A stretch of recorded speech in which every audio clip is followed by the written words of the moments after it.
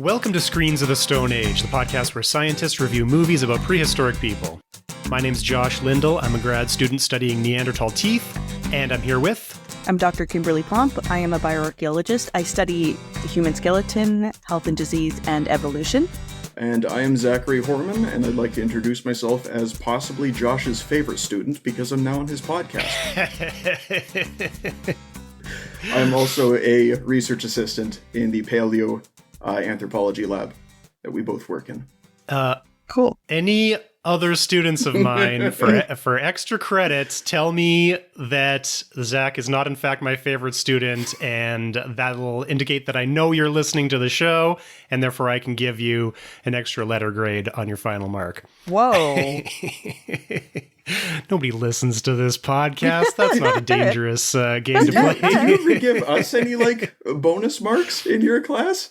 I remember, you being very I give lenient away with... marks so easily. My classes are so easy. It's not hard to... I don't need to give away... I give bonus marks at the end of the test. There's always a bonus mark at the end of every test. So, yeah, I give out bonus marks. That's true. Just show up to class and read the book, and you're going to get an A in my class, really.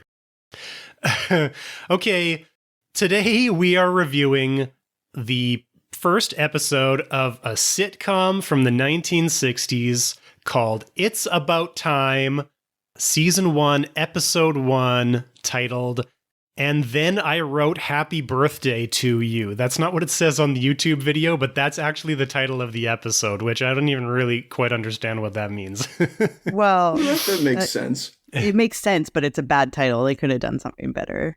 Yeah, it makes sense after you've seen the whole episode, but... Yeah. But and then I wrote Happy Birthday to You? Nobody writes Happy Birthday. I don't understand. Is it a reference to something? I don't get it. There was no writing, so I don't know. Maybe they mean they kind of invented the tradition of birthday back then. Because spoilers, but you should watch the episode first. They go back in time to then teach archaic humans what a birthday party is. So they kind of went back in time and then invented birthdays. So it's kind of like they wrote that's the way I interpreted it. Yeah, so Zach, why don't we get you to give a more complete summary of this episode so that any of this can make any sense to anybody who has obviously never heard of or watched this show, because I had never heard of it until I started putting together this list of material for this show. Okay, well, the show is about, or this episode is about, two astronauts accidentally breaking what they refer to as the time barrier and traveling roughly 1 million years into the past to meet archaic humans, who then believe they are evil spirits because they can start fire quickly using matches. They take them prisoner. After they escape, they go back to help them create a custom of birthday parties to replace their tribe's custom of having their young boys spend a day in the jungle alone to prove they are men. Yes, I was reading that. I wrote it out before. So this, I think we could summarize it in one sentence as Gilligan's Island with astronauts and cavemen at the same time somehow. It's Gilligan and the skipper are astronauts who travel back in time and meet cavemen. Everybody else is a caveman, right? I have not seen Gilligan's Island. Oh, well, we just dated ourselves. I'll invite you on our other podcast, which is where we review Gilligan's Island. It's not a coincidence that this show is reminiscent of Gilligan's Island, because it's made by the same guy that made Gilligan's Island, and it uses a lot of the same props and a lot of the same music from Gilligan's Island. So yeah, it totally has a Gilligan's Island vibe. Josh, do you actually have another podcast that reviews Gilligan Island episodes? No, of course not. But it'll be fun. We could just review the professor's inventions. That would be a whole science podcast. Okay, yeah. I'm very gullible, especially in the morning. I took that seriously as well. I can't tell with him. He's so monotone and straight-faced sometimes. I know. It's not too far out. I wouldn't be surprised if he has one on Bigfoot, and Gilligan's Island wouldn't be surprising. And yeah. Wait, he doesn't have a Bigfoot? I just assumed that he had a Bigfoot podcast. That he talks about Bigfoot. As long as it's so obscure that no one will ever listen to it, then I'll make a podcast about it. So this is, as you can imagine, from a Gilligan's Island style 1960s sitcom. There's really nothing realistic that we could talk about in this. It's basically going to be one big game of caveman movie bingo. Zach, we've been, for the last several episodes, quite a few episodes now, we've had this game of caveman movie bingo where every time we see a really common played out caveman movie trope, we say we've got a bingo card with all those tropes on it. We try and win bingo by finding as many caveman movie tropes as we can. So maybe we can start with a rapid fire round of caveman movie bingo. Anybody see any? Well, I mean, Zach, you haven't watched as many caveman movies as we have, but Kim probably recognizes at least a half a dozen caveman movie bingo tropes in this, right? So dinosaurs. Yep. Dinosaurs. We do have a dinosaur. It doesn't feature too prominently, luckily, because the animation is quite bad, even for the 1960s. Fur, clothes on the outside. Fur on the outside, yeah, that's one we see all the time, of course, because if you were actually wearing furs, you would want the fur to be on the inside because that's where it would be comfortable and keep you warm, instead of having the rough leather on the inside and the fur on the outside.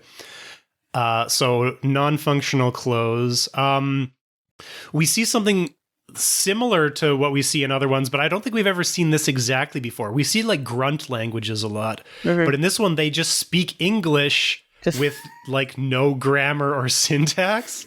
They have like no articles or pronouns and like few tenses, which is probably the main reason this show failed after only one season, because it's impossible to listen to for more than 20 minutes at a time. I made just one whole note that was just all of these kind of stereotypical ways they were depicted, and you guys have already covered most of them that I had in that one note. Okay, well, keep going, because I've got about 6 or 8 more. Yeah. Okay, yeah, I haven't seen as many caveman films then. One of them was, they were only using clubs as tools. I did not see them using anything else except for just a giant wooden club. And like, Yeah. Clubs is one of our bingo tropes for sure. Yeah. they were comedic-sized clubs. Like, they did not look like they would have been functional. We're like Flintstone level silliness. They did try and make fire with a rock, but before the match came out, right? Yeah, that's true. In that one scene when that younger woman was trying to like light a fire to cook the mastodon ribs, which by the way I have a note on, because they were in a dense jungle environment eating primarily meat, even though they're surrounded by plants. And they're eating mastodon, an Arctic species of elephant. It all makes perfect sense there. But like she was trying to strike the two rocks together to make fire, which you'd think if they were living with that being the only way to start fire, she'd be better at doing it. Yes. She'd even maybe be close enough to the accelerant that it would catch. Instead of standing up over top of it. Yeah. Well, to be fair, she was a girl, which I think brings us to another bingo the hot trope, blonde, which is just sort of general misogyny, I think, is just like a bingo square on its own. And then we can have like sort of subtypes of that. Like we have the thing where courtship is a man bops a woman over the head with a club and then drags her by the hair to his cave. We have that literal thing happen, right? Well, keep in mind, like, this was written to be appropriate for American audiences. Like, I mean that in its form of humor is, I mean, the oldest show that I enjoyed when I was young was Hogan's Heroes, and like this comedy style very strongly reminds me of Hogan's Heroes, where it's kind of like one really, really bright, good-looking guy surrounded by a whole bunch of duds, and he's very often the one to make a lot of good ideas, and then everyone reacts over the top. Yeah, the one of the two astronauts, Hector, is more or less a Gilligan character in this show. So if you haven't seen Gilligan's Island, think about a character very much like that, very goofy and clumsy, right? We can go back to those matches because I think impressing a caveman with matches is its own bingo trope, right? Like we see that in Encino Man, where they sort of calm down Brendan Fraser by showing him a lighter, which gets his attention. What else have we seen that in? Was it in Iceman? Did they have matches there? Yeah, I think they did. And I feel like there was another one. Yeah, probably any movie where you have either a caveman in modern times or modern people in caveman times are going to do that because like that immediate fire is going to be one of the more impressive things. Mm-hmm. Except that, of course, people are going to be pretty good at lighting a fire. So like if you had those two flints, like they probably could light that fire almost as quickly as we could with a lighter, right? Yeah, they would just be interested in like, oh, that looks super small and portable. What is it? So we can make it. Yeah. It wouldn't, I don't know if it would have blown their mind. I think what they were saying, like when they reacted to it, was like he started fire with his fingers. So like maybe it's just because the match was really small and they were seeing it from a distance, they thought it was literal magic. But I mean, like very quickly on closer inspection, they could see, oh, it's a stick, and here's something that causes it to have friction when you strike it across. They would have understood that concept immediately. Yeah. Is this something that we've seen in other movies before? Like throughout the whole episode, they keep thinking that the astronauts are magic and that therefore they're dangerous and that they need to like execute them, right?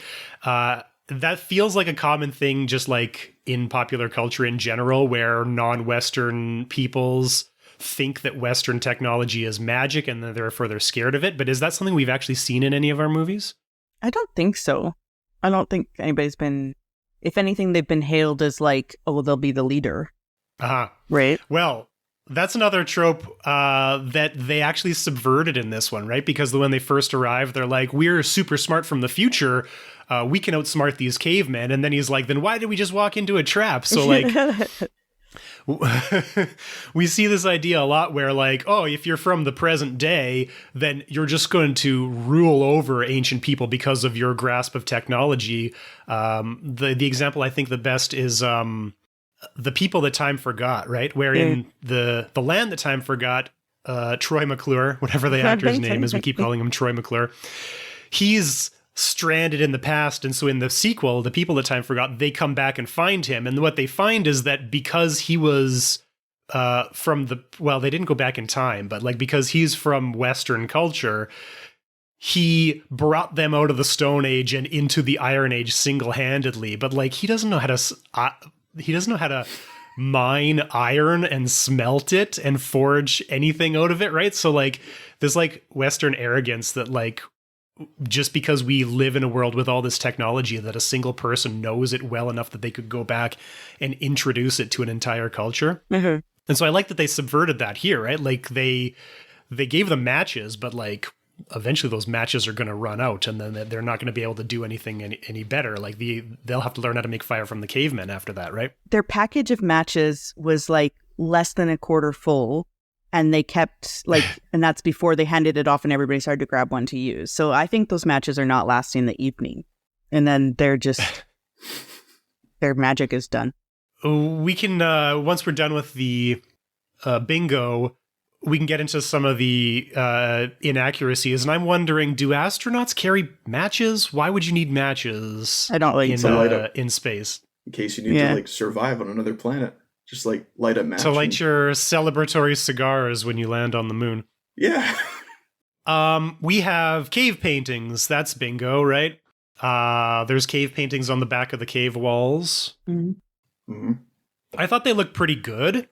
Obviously inspired by Lascaux, which pretty much they always are.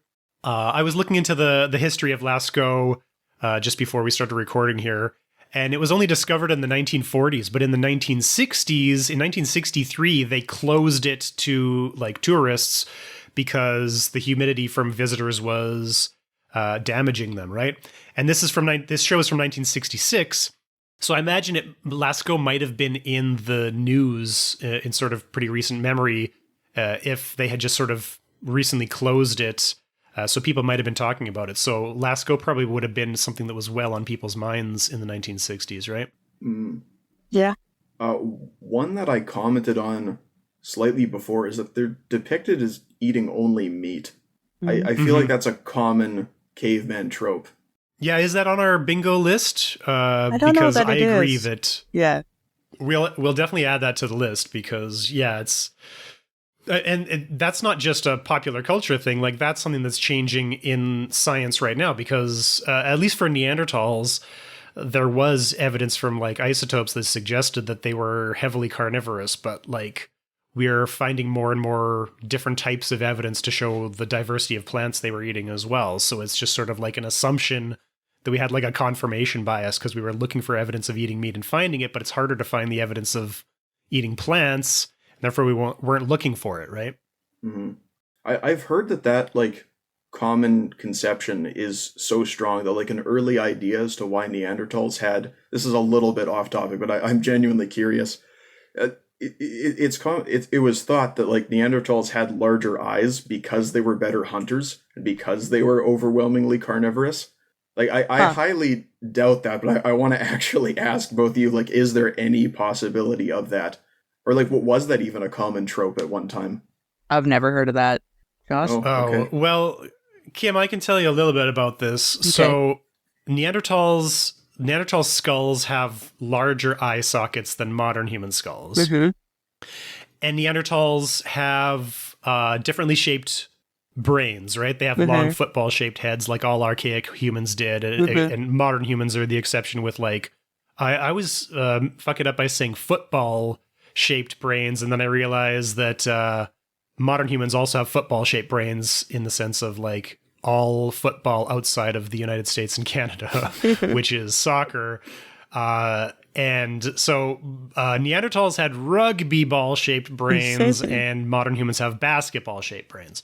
But part of the whole shape of the Neanderthal skull is this sort of inflated area at the back of the skull in the occipital. We call it the occipital bun. There's this like bulge out there. And so associated with that, Neanderthals might have had like an expanded occipital lobe of the brain, and the occipital lobe is where the vision center of the brain is located. So there is an argument that Neanderthals had good vision. That's sort of the reasonable part of the argument. As far as whether that was for hunting, that sort of ties into the landscape that they would have lived in Europe during the glacial periods, which would have been very treeless, very wide open, and possibly snowy and bright. So they would have had to look long distances for their megafauna prey that they were hunting, like hunting large animals like horses out in wide open plains, being able to handle bright sunlight and very good distance vision in order to be able to hunt. So that's where that argument comes from, that there's this connection of the biology of the eyes and the brain and the environment that all comes together. And it's sort of like, I haven't read up enough on it to know if it's what we call a just so story in evolution from like Rudyard Kipling. Is that the one? Or is it Rudyard Kipling who did the just so stories? I don't remember. The just so stories are like explanations for why animals are the way they are. Like when I was a kid, I had a book about the Elephant's Child, where all the elephants had short noses, but then the elephant's child got bit by a crocodile and it stretched out its nose as I was trying to get away. And then that's why elephants have long trunks, right? Or the rhinoceros on Noah's Ark got mad and poked a hole in the boat with his horn, and then the puppy stuck its nose in the hole to keep the ship from sinking, and that's why dogs have wet noses, like stories like this, right? They wrap everything up in a neat, tidy package, but they're just a story. There's no way to prove that, right? And so in evolution, a just so story is a story that wraps everything up nicely, but there's not necessarily any way to test it. I mean, and so that's kind of how... I was just saying it's interesting, but they also have larger noses, right? So yeah, Neanderthals have large faces in general. Yeah. So and the other thing about eye sockets is that the eye socket doesn't correlate very well to the actual size of the eyeball. Mm-hmm. So like in modern humans, I think the eyeball is only about 1/3 of the volume of the eye socket, and the rest is filled with the ocular muscles and fat and stuff like that, right? Mm-hmm. So the idea that Neanderthals had big eye sockets and therefore big eyes isn't even really necessarily plausible, right? It doesn't necessarily mean that their eye was proportional to the difference in size of their eye socket. So I don't really buy it myself. It seems like nothing in Neanderthal evolution is like nice and tidy like that. It's all genetic drift mostly, right? There's not really a reason other than that they were very isolated and have small populations most of the time. So I'm not particularly convinced by that idea. It seems too neatly wrapped up for me. Also, if we were to look at other primates, generally larger eyes are in species that are nocturnal, right? So it seems strange to me that we would look at Neanderthals and interpret that in a different way than we would other living primates. Well, maybe I've got it backwards and they said that they were like nocturnal hunters and that's why their eyes were big. I haven't read into it well enough. So maybe I'm mistaken. Maybe that makes it more plausible. I'm not sure. But I don't think that there's any good reason to think they would have been nocturnal. They're hunting large megafauna prey animals that aren't really nocturnal. Horses are not nocturnal, right? So yeah, they're broad, robust, and more robust than us with larger faces. So I think, to me, it just kind of just makes sense with the anatomy, the overall anatomy. There may not be a function. They just have bigger faces. Yeah. Mm. I still got a few more bingo spots here. We can say, I think time confusion is one that we've used before, right? They have the dinosaurs and modern humans living at the same time, but they say that they went back in time about 1 million years, which it's not where you'd find either of these things. 1 million years ago, I mean, you're going to have humans, but they're going to be Homo erectus. These people seem to be fully modern humans. So we're maybe looking tens of thousands or maybe a couple of 100,000 years ago for the modern humans. And then dinosaurs went extinct, of course, 65 million years ago. Pretty sure we even knew that in the 60s, right? So, or maybe we didn't. I'm not exactly sure when we got the good dates for dinosaur extinction because you can't use radiocarbon. So I don't know the history of other radiometric techniques. I only know the history of radiocarbon. I think in the 60s, they knew that it was more than 1 million years at least. Yeah. Well, more than 1 million for sure, right? We also have cave people lived in caves, which, I mean, it kind of, you'd expect it from the name cave people, but of course that's not what they were really called. We find their remains in caves, but they didn't really live permanently in caves most of the time. They lived in structures, at least going back a few 100,000 years for sure. We just find their remains in caves all the time because that preserves them well. If you have a city, if you have a village made out of tents out in the open, that's going to break down and be completely lost to time, and we're never going to find those sites, right? So it's just a preservation bias. On that note, like, they're living in caves that don't look like they're, like, very altered whatsoever. They're also living in caves that are communal, so, like, possible, like, sedentary housing, but the front of the cave, I think the child's name is Brer, so like his family, there's steps going up to them, like just modern-looking stone sculpted steps up to a cave. They have that just perfect sitcom living room with the stairs right at the back behind the couch. I'm letting that go because it's just too perfect that they have the perfect sitcom living room, except it's a cave with stairs going upstairs. She even tells them, go upstairs. Very Flintstone-esque. Okay, last bingo I've got is white cavemen. Yes. Which, I mean, if they're supposed to be Neanderthals, that's reasonable. But if they're not supposed to be Neanderthals, I'm not sure that we can dig deep enough to determine whether they're supposed to be Neanderthals or modern humans. I don't think that we have enough to go on there, unless we want to give it a try. But of course, if they're modern humans, they're not going to be white people at this sort of stage of, culture that they have. They did have chins, so like that to me does not scream Neanderthal. Like that sounds very modern human if they have like a chin that's visible. That's true, but they have literally no prosthetics, so it's not like they tried to make them look like cave people. Although I gotta say, they did great casting because most of those cavemen looked so much like cavemen. They had they look like Neanderthals just in their big, heavy bodies and like large faces. Apart from the chins, I would have believed they were Neanderthals. I would have believed that those were good prosthetics. Except for the females. On that too, like one thing I noticed is that most of the men, except for the leader, which they all refer to as boss for some reason, they all have. I think that's his name. Boss can be okay. I was assuming they were referred to as boss, kind of like he's the boss of the group, like the leader. I think he is the boss, and his name is Boss. Okay, so it's just my thinking was, why are they referring to him as boss before capitalism, or even before probably a currency of any kind? But on that, all of the men except for him are depicted with shaved faces. And I was going to ask, like, how early on do we actually find humans doing hair removal, or like especially being able to like clean shave their face? Well, I have no idea. I think we've talked about this before, right?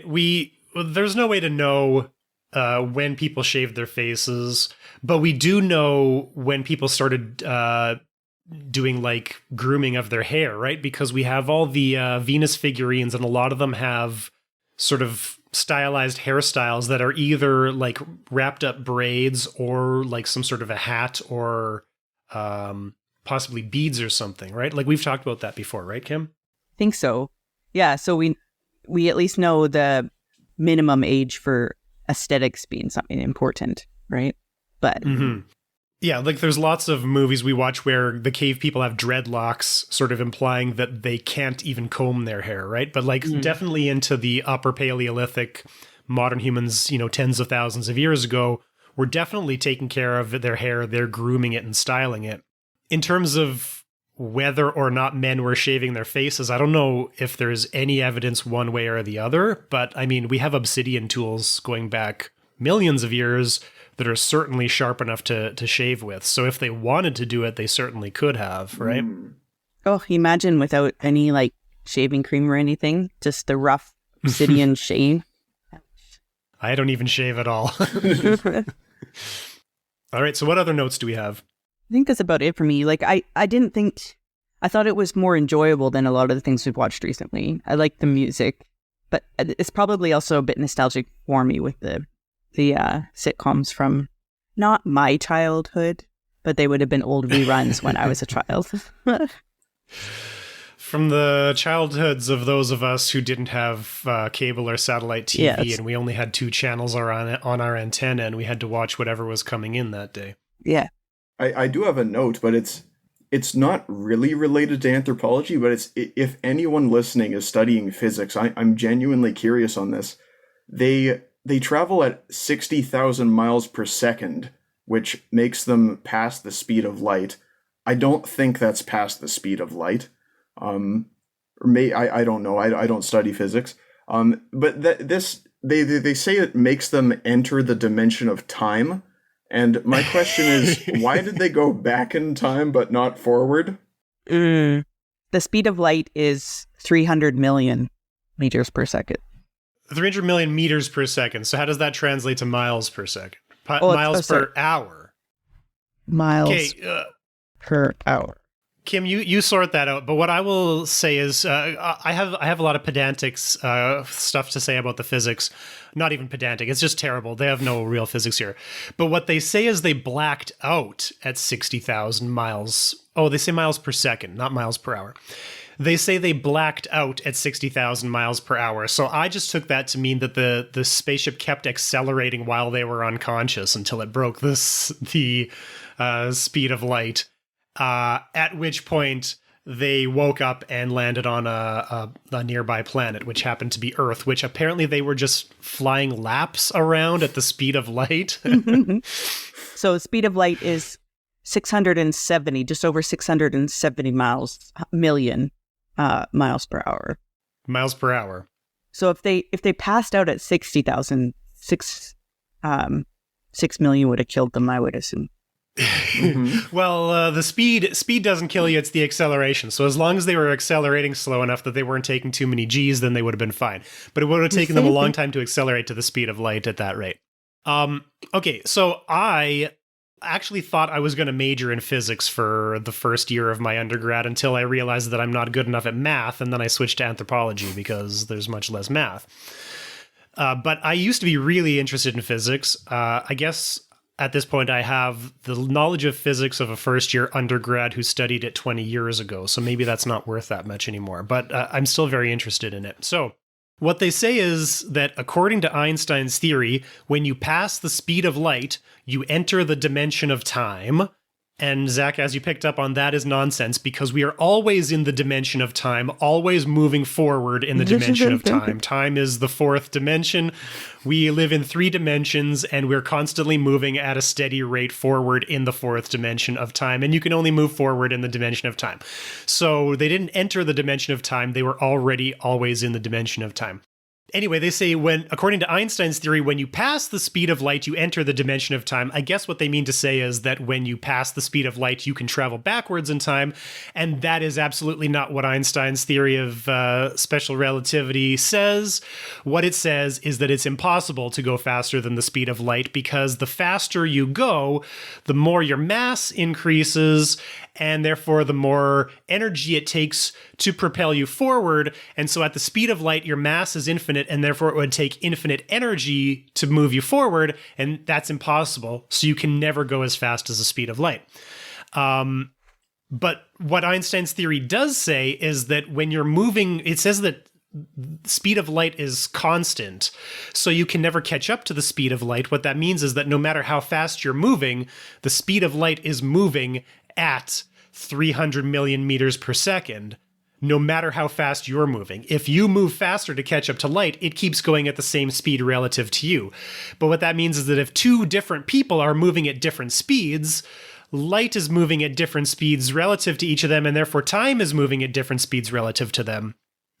So that means that if you go faster, you can travel through time, but only into the future and never into the past.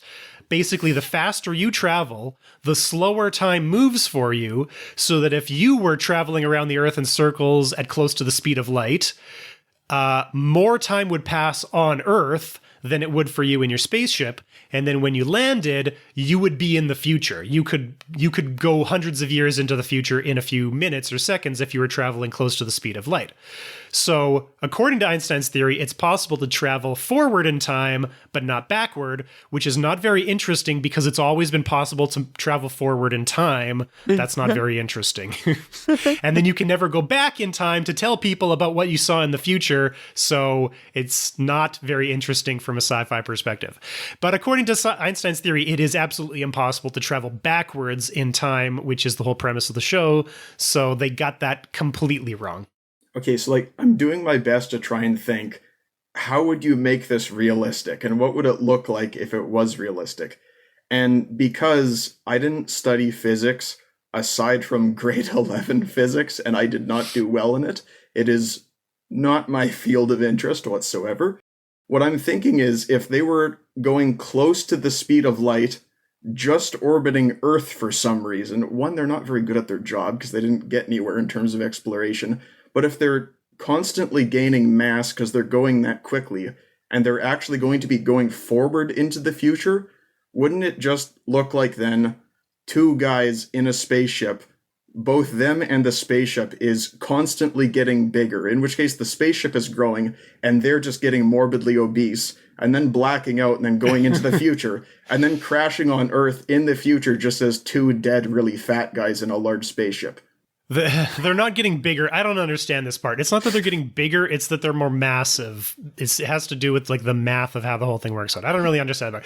Ignore the mass part of it. Basically, you can never go faster than the speed of light, but in quantum physics, stuff doesn't work the way it works at our scale of Newtonian physics. So things get really weird, right? So this idea that light moves at different speeds for different people, it means that reality is relative, right? So the classic experiment is where you have two diplomats on a train and they're signing some sort of peace treaty or something like this. I can't remember exactly how this thought experiment was framed to me. But the idea is that so that one of them doesn't have an advantage over the other, they're traveling on a train and they're supposed to sign it at exactly the moment when they cross the border between the two countries. So they're signing it right on the border. And in order to give them the signal at exactly the point when they're supposed to sign it, there is a light bulb that comes on at exactly the moment when they cross the border so that they both sign at the same time. But they're sitting so that one of them is at the forward end of the train car and one's at the backward end facing each other. And what that means is that when the light bulb is in between them, the train is moving forward. So there's going to be a time dilation where the light is going to be going faster in one direction and slower in the other because of the way it's moving. But because they're different observers relative to that light, the light is going to one observer, it's going to look like it got to one before the other, and to the other, it's going to look backwards. And both of those are real at the same time. So according to quantum physics, it can be true at the same time that the light reached one person from one person's perspective first and reached the other person from another person's perspective first. Oh, one of the observers has to be outside the train on the ground watching it from the outside. I'm bad at remembering how physics works. But the point is, there are literally two different realities that are true at the same time, according to the way Einstein's understanding of physics works, which, as we understand it today, is still true. And that's what I was so interested in about physics. It's not like the breaking down the universe into manageable math. It's the weird, trippy stuff that comes out when you get into the details where you have to build the math to make it work, but it has like completely opposite like sort of reality to the way reality seems to work for us. And of course, it doesn't matter at the human scale because the light travels so fast that you can't tell if it reached one person first or the other. But actually, depending on who's looking at it, it reached one person first or a different person first, and both of those realities are true at the same time. I don't know if that has anything to do with what we were talking about, but I just really am interested in how physics works, and I don't understand it well enough to not think it's like basically magic. Don't worry, I didn't understand any of that at all. No, me neither. Way over my head. If any of our listeners know any more about physics than I do, write to us and explain to us how we got physics completely wrong, and I will send you a t-shirt because that contest is still ongoing as far as I know. Okay, let's step away from physics for a minute to some history. The astronauts in 1966 are wearing a United States flag on their uniform with 48 stars. Did you notice that? No, I did not. I did not. The flag on the spacecraft has 50 stars, but the flags on their uniforms had 48 stars. So I don't know if the costume department just had a whole bunch of leftover American flags from 20 years before or what, but I would say yes, that's probably what happened. They just found a box of them.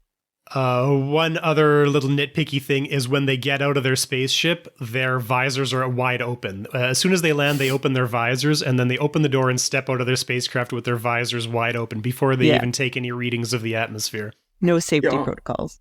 On that too, they're not wearing oxygen tanks or anything. They just have a pilot's visor. Yeah. They look like basically snowmobile helmets from the 1960s. They don't really have, doesn't look like they're airtight visors.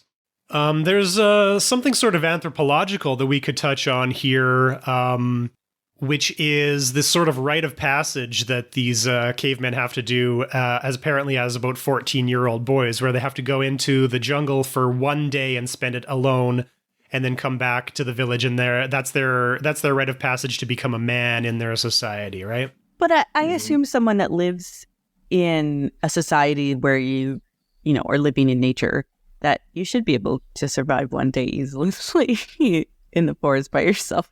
I think this is like the bias of the American TV show creators here to think, oh, it must be so hard to live one night in the wilderness, but like you just go out. You make a little tent, sleep, wake up, and come back. That's not really an ordeal for somebody who has grown up outside. Yeah, I mean, the catch is like you're forgetting that a million years ago, when these modern Homo sapiens were living in the Stone Age, they also had dinosaurs to deal with. So like that makes the jungles much more dangerous. But they would know how to. We've got bears, we've got moose, we've got cougars, we've got wolves. I've been camping out in the bush. There's bears out there, but you're going to be fine. You know what to do if you're in a society where that's a common thing that you do, right? And then also, so he's gone for 24 hours, let's assume. They find him before the first nightfall, so within the day. So within the first few hours of leaving, he has found himself hanging from a cliff, about to fall into the open mouth of a dinosaur. So like this kid never had a chance. And that's never addressed. They find him hanging from a tree branch over a cliff, and they don't explain how he got there. It's just like, oh yeah, that's what happens to children in the Stone Age. They did fall off cliffs and have to hang from trees over top of dinosaurs' mouths. So the idea here is that they were like, go on your own, prove yourself, to be in man. And so he just walks straight off a cliff, and then that's it. That they're like, we just keep losing kids. I don't know why. Yeah, his mother does make Nobody a comment ahead. on that. Like, this tradition is like they just keep losing a lot of children or a lot of young boys from their group. And they never think like, hey, maybe 14 is too young. Or maybe just train them a little bit better to not walk off cliffs. Okay, but like some sort of rite of passage like this is like a common thing throughout all different kinds of human societies. And what's interesting to me here is this idea that American people from, the present day can come back and look at this and be like, this is so bad. We're going to fix it with, our American rite of passage of a birthday party, which, by the way, that's not really an American rite of passage. There are American rites of passage. It's just maybe not that they're formalized as a rite of passage in the way that, they think this one is. But in cultural anthropology, there's this concept of cultural relativism, which is that if you're trying to study somebody else's culture, you automatically have a bias because you come from a culture. There's no such thing as a human that doesn't have a culture. Mm-hmm. And you're always going to feel like your culture is better than another culture because you're indoctrinated into it. So if you're an anthropologist studying another culture, you have to learn to set that aside and look at another culture through their own lens and try not understand their rites of passage or other cultural norms from the view of your culture, but try and view it from the view of their culture, which is not what the astronauts do here. And it's just amazing to me how little critical self-reflection Americans in the 1960s had in this case. Because, okay, they have a rite of passage. The boy has to survive in the wilderness for one day, and then he's a man. Great. But a lot of boys die, so they think that's a terrible thing. What's the rite of passage in America? You get a driver's license. Mm-hmm. How many kids in the 1960s died in car crashes? There's an entire genre of pop music from the early 1960s about teenagers dying in car crashes. And even today, cars are I think cars are probably the greatest cause of death of young people in Western societies, right? So getting your license is such a huge rite of passage, especially in rural places. I know a lot of people these days don't get driver's licenses, but for me, when I turned 15, getting my learner's permit was such a big deal, right? But that is the most dangerous thing that you can do is put your teenager behind the wheel of a car, a 1960s car without crumple zones or airbags or even seat belts, right? This is before seat belts were mandatory.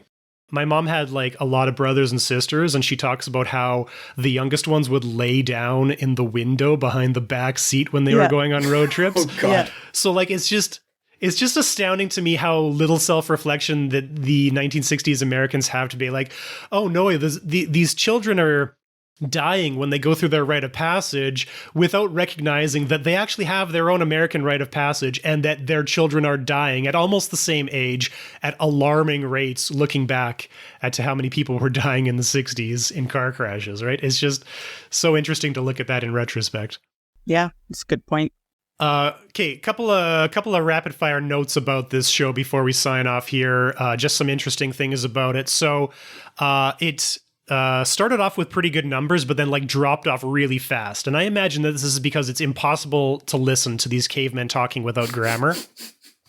So in a desperate attempt to save this show, in the last sort of 6 or 8 episodes, they switched up the format, and the astronauts fixed their spaceship and brought the family to the present, where they have cavemen living in Los Angeles for the last sort of third of the run of the show. And it didn't save the show, and it got canceled, and nobody remembers it at this point. So I thought that was a neat point. Another interesting thing on the episode we watched, the caveman, the cave woman, the wife of the main family, the character's name is Shag. Mm-hmm. And apparently they didn't realize that was British slang for having sex. After the first episode aired, somebody pointed that out to them, so they changed her name to Shad in following episodes. Oh, that wasn't deliberate? I honestly just assumed... I thought so too. I thought that was like... These cavemen are so crude that they name their wife after the one role she has, right? But no, that was just a happy accident. It would be interesting, like, I don't want to watch more of these episodes, but maybe we should do an episode on the first one where they bring the family to the present or to the 60s. We can watch that one with Ross. I'm sure he's super disappointed that he didn't get to watch this show. Yeah. Okay, so in the end, what are our final thoughts about It's About Time? Great name. I think that name is pretty clever. Great name, great opening, great song. Pretty boring, everything else. Catchy song. I am not happy that it's stuck in my head for so long after watching it, though. I mean, I definitely enjoyed it, but, like, I enjoyed it because of how bad I thought it was. Like, I thought it was just hilarious the way everything was presented. Just, like, do you ever, like, have the desire to say, like, I'm gonna watch a bad movie now? Like Sharknado. Yeah, I'm gonna sit and I'm gonna enjoy Sharknado. I love like That's five-headed like 80% shark. of this podcast. Yeah, I love that. And Yeah, to be like- honest, when we first started this podcast, we were like, "Oh, that movie sounds so horrible. It's gonna be so good." And then, but now 3 years in, we're just like, it was so bad. Like, my I still like them. My favorite point that I could make on this, like, just something so ridiculous. Right at the very end, they get really excited, like, about the spaceship as a present. Like, Yeah, for, and it's like, the tearing little apart. kid.